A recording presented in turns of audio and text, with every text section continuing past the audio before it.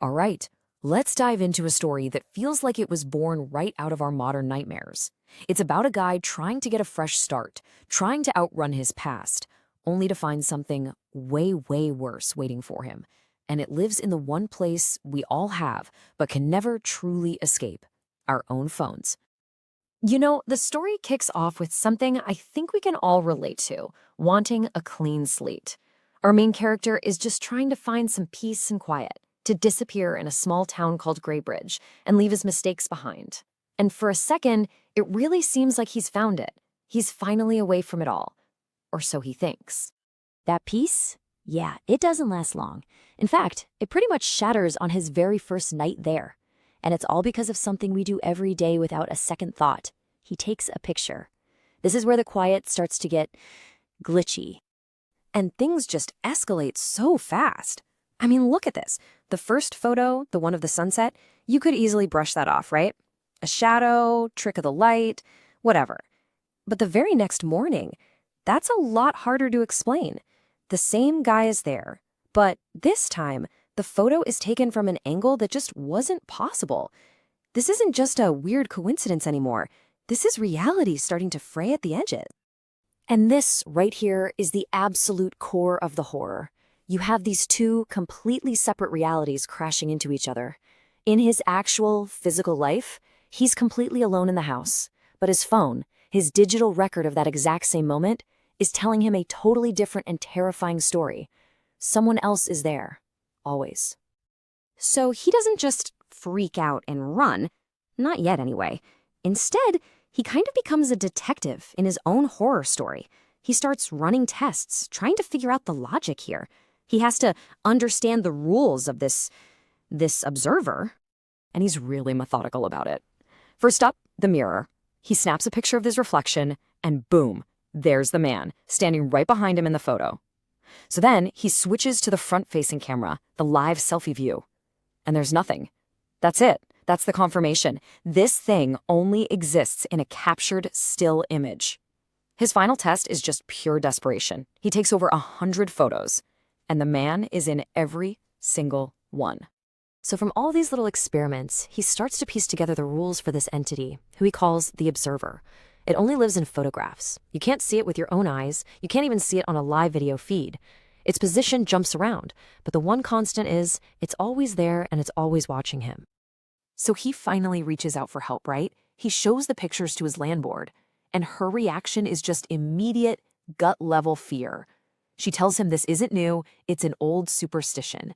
And that line, people who see him don't stay long, that's not advice, that's a warning. That's a prophecy. And this is the pivot. This is the moment everything changes. Up to this point, the whole thing has been passive. I mean, terrifying for sure, but the entity was just watching. Now, it breaks its own rules. It goes from just observing to actively invading his life. The narrator does the logical thing. If the camera's the problem, just stop using it. He puts his phone face down for the night. No pictures. He's trying to cut off the connection. And for a few hours, you can almost imagine him thinking, okay, maybe that's it. Maybe I solved it. But that hope just gets obliterated. Because when he wakes up, there's a new photo in his gallery. One he absolutely did not take. The rules have been broken.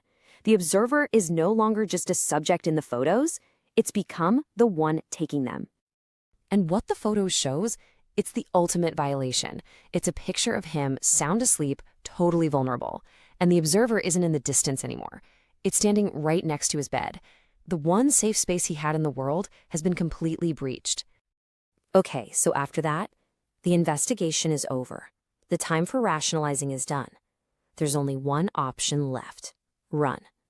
This next part is just about the pure, panicked escape from that house and from the deeply creepy town of Greybridge. And his escape is just pure, raw instinct. He bolts out of there, barefoot, no plan. But what he finds outside is almost as terrifying as what was inside.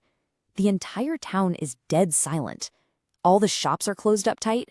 It's like the whole community knows to just lock their doors and look the other way when the observer gets active.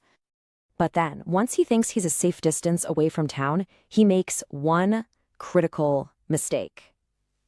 Maybe he just had to know. Maybe he needed to see a photo of himself, finally, truly alone. He opens the camera one more time. Oh, wow. The entity isn't tied to the house. It was never about the house. It's tied to him. And now it's closer than it's ever been, just an arm's length away. And for the first time, its face isn't a blur. He can see it clearly. And it's smiling. The game has changed. It's personal now. So he manages to get out of Graybridge, he crosses state lines, he really tries to start over again. But this brings up a terrifying modern question, doesn't it? How do you possibly escape a haunting that isn't attached to a place, but is attached to your technology? And for a little while, it seems to work. He's in a new city, a different state, he's put real physical distance between him and that town, and, most importantly, he's stopped taking pictures. He thinks that by controlling that one action, he's finally cut the cord. He thinks he's safe. But the final gut punch comes from a different kind of digital image. His phone buzzes, and it's not a photo from the camera. It's a screenshot, a picture of the screen itself. The entity has evolved. It found a digital loophole, a new way in. And the image is just the end of all hope. It's a screenshot of him walking into his brand new apartment, his supposed sanctuary. And the observer is there. The final words, he's closer than ever, just tell you everything you need to know. There is no escape. That digital leash is just going to keep getting shorter and shorter. So, this story really leaves you with something to chew on, right? We're constantly documenting our lives, creating this massive digital archive of every little moment. We trust that archive. We think of those pictures as our memories, as proof of our reality. But what if we're not the only ones with access? What if something else can look back at us through our own photos, and maybe even create a few of its own? It's a pretty chilling thought in a world where our entire lives are sitting on a little device right in our pockets.